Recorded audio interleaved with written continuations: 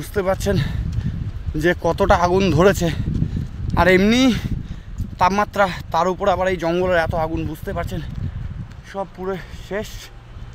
আর এই যে বাইরে থেকে জল নিয়ে যাচ্ছি, কারণ ভিতরে জল পাওয়া দুষ্কর। এবার দেখাবো আপনাদের।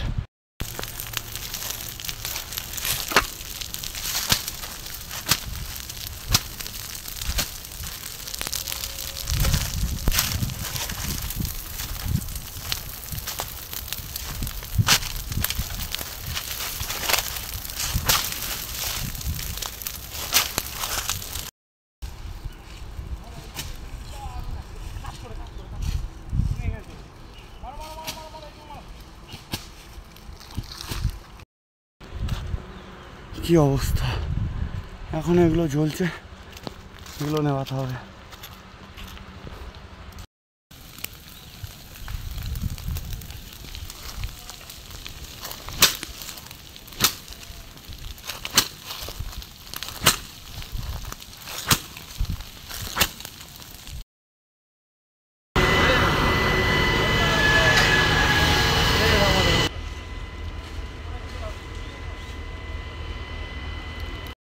তো দেখলেন যে জঙ্গলের ভিতর কি ভয়াবহ আগুন লাগায় তারা।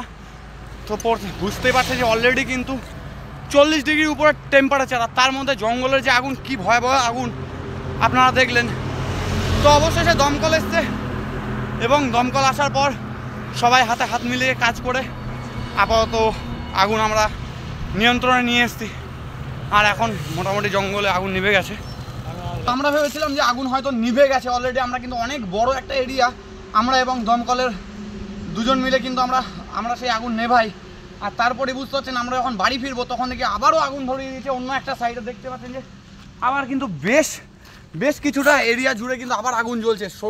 তো বুঝতে পারছেন যে এই 40 ডিগ্রির উপরে টেম্পারেচার, আবারও আমাদের এই আগুন নেভাতে হবে, নইলে আবার এই আগুন জঙ্গলের ভিতরে ঢুকে যাবে।